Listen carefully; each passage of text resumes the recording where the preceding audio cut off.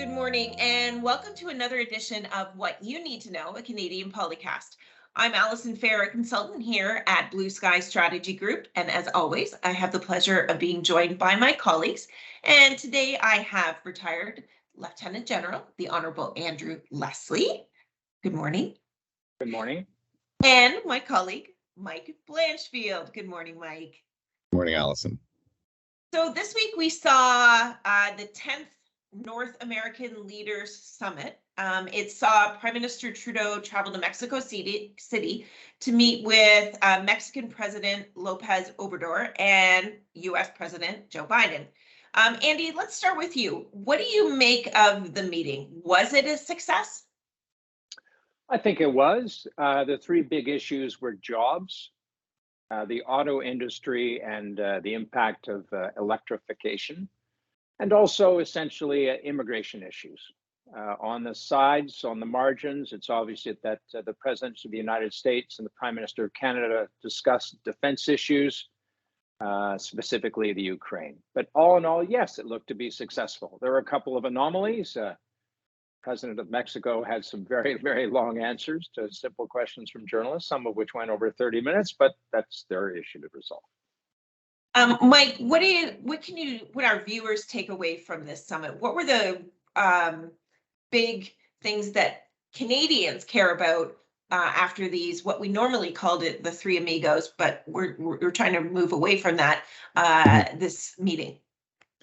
I think it was significant that they actually met face to face and were forced to be in, each other's company for a better part of 36 hours. I mean, we're coming out of the acute phase of the pandemic.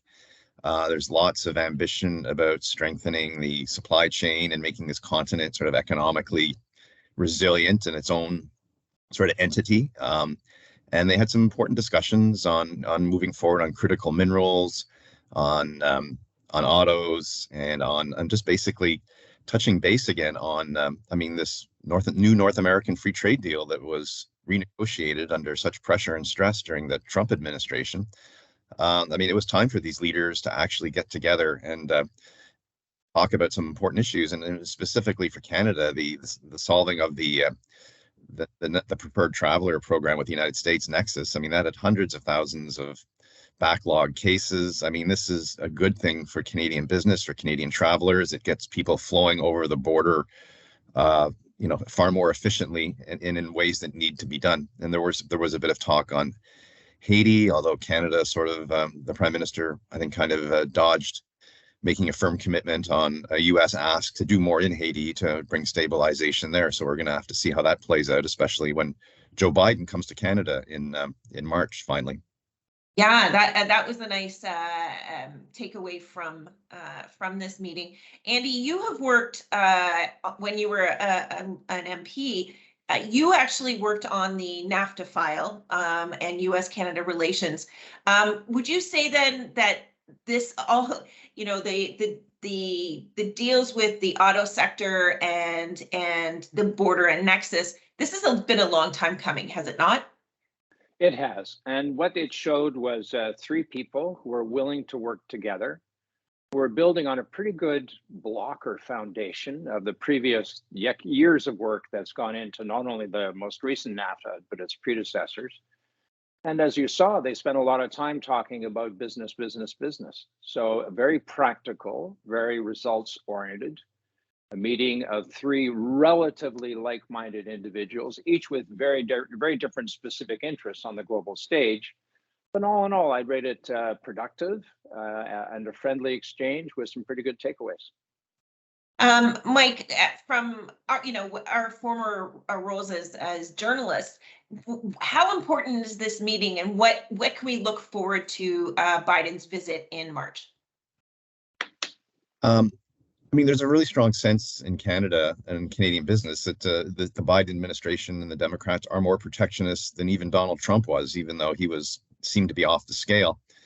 The Prime Minister and the President did have a virtual summit, early on in 2021 after the inauguration, but Biden hasn't set foot in Canada since late 2016, and it's time for him, I think, to sort of feel the atmosphere here, maybe have some of that direct contact, maybe with some business people, see the country, and to understand that, if we are that important neighbor and we're that secure ally that he talked about how great it was to have, such stable neighbors on his north and his south, that he's going to have to pay attention to some of these concerns and not just shrug them off and say, oh, they're just irritants, and we're a happy family, we disagree on things. They have to move.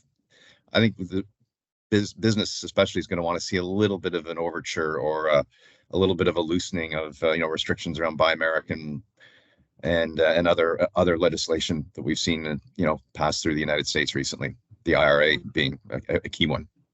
Right. Now, Prime Minister Trudeau also had he returned back from Mexico City. He also had another foreign meeting this week. This time it was with Japan's Prime Minister Kishida. Andy, what was this meeting? Was this meeting all about security and bolstering the Indo-Pacific strategy? Well, that's definitely top of mind for the Prime Minister of Japan. It's not top of mind for Prime Minister of Canada, but it's important to Canada because we are an Asia Pacific country in the sense that, we have a very long coast with the Pacific, and a great deal of our wealth is generated by trade with countries just such as Japan. As well, Japan is emerging as one of our staunchest allies and closest friends, not only in terms of business, but we happen to like each other as peoples and as countries. So that's very reassuring. Having said all that, I believe that the Japanese ambassador, as leaked ahead of time, I beg your pardon, the Japanese Prime Minister was after liquefied natural gas, LNG. He wanted energy because right now about 8% of his energy comes from Russia, and a variety of other freedom-loving nations have found that it's not necessarily a good idea to be dependent on Russia for your sources of energy, and 8% is an awful lot.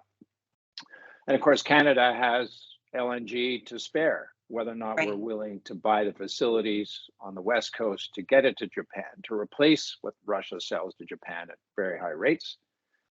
I don't see the enthusiasm, and I don't see the uptake, if you would, by the Prime Minister and his entourage, which I think the Japanese will find quite disappointing. Now, there were other things that happened. There was talk about an exchange of trade missions, which is always a good idea. And of note, the Japanese ambassador brought along with him several key Japanese industry leaders who met with their counterparts, very small, very tightly controlled, but that bodes well for the future. So taking on what Andy said there, Mike, out of the meeting, we did hear that there will be a trade mission, a Canadian trade mission to Japan in early spring.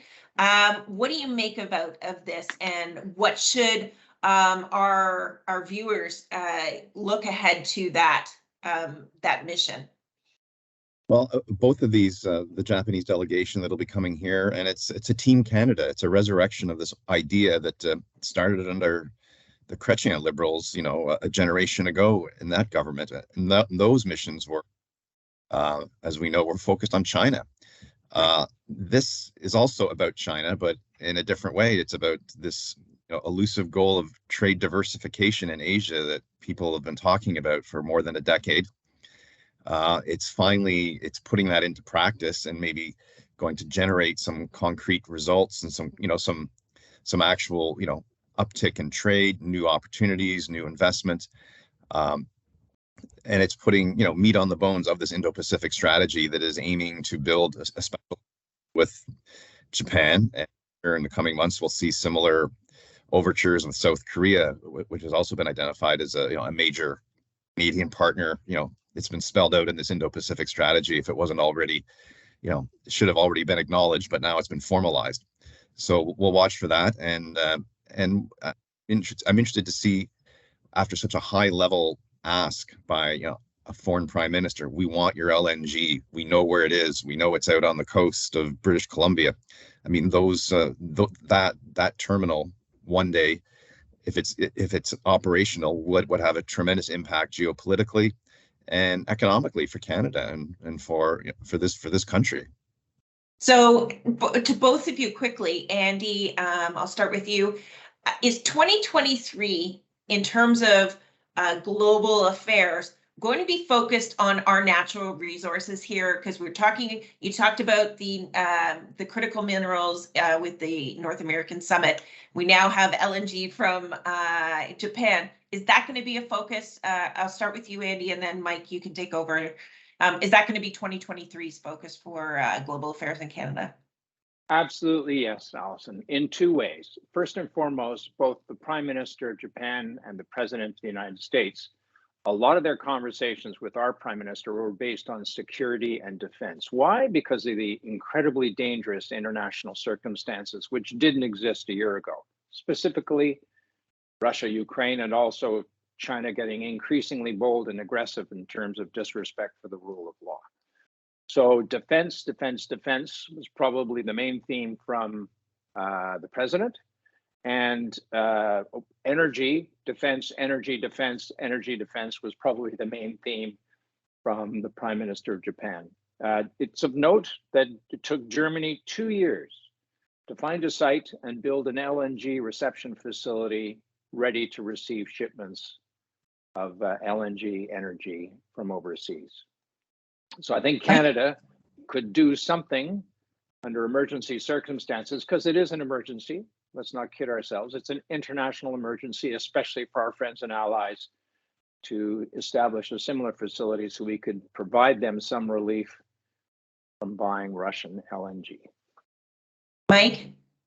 Both these meetings were basically unofficially, or the elephant in the room was China and Russia and the war. And I mean, we heard the term friend shoring that was dropped by Chrystia Freeland in a speech last fall in Washington. It's a term that's got its roots in the U.S. administration. Both these summits were about basically strengthening our relations with our friends and our allies and people who think like us and who govern like us and do business by the rules that we all agree on. So it is a bit of a looking inward while looking outward and refocusing on basically what are threats in a dangerous world. And we cope economically and, as the general has said, militarily moving forward. Okay. Well, on that note, I'll bring it up a little bit on friend shoring. I enjoyed the conversation with two wonderful friends. Thank you very much. And thank you to our viewers for watching. I hope you all have a wonderful weekend. And we'll be back here probably before the House returns, because that's not far off either. Mike and Andy, thank you so much. Thank you. Thanks. Blue Sky Strategy Group is one of Canada's leading public affairs firms. For government relations, lobbying, and strategic communications advice across Canada, visit us at blueskystrategygroup.com. Blue Sky Strategy Group is a proud member of the Global Communications Alliance.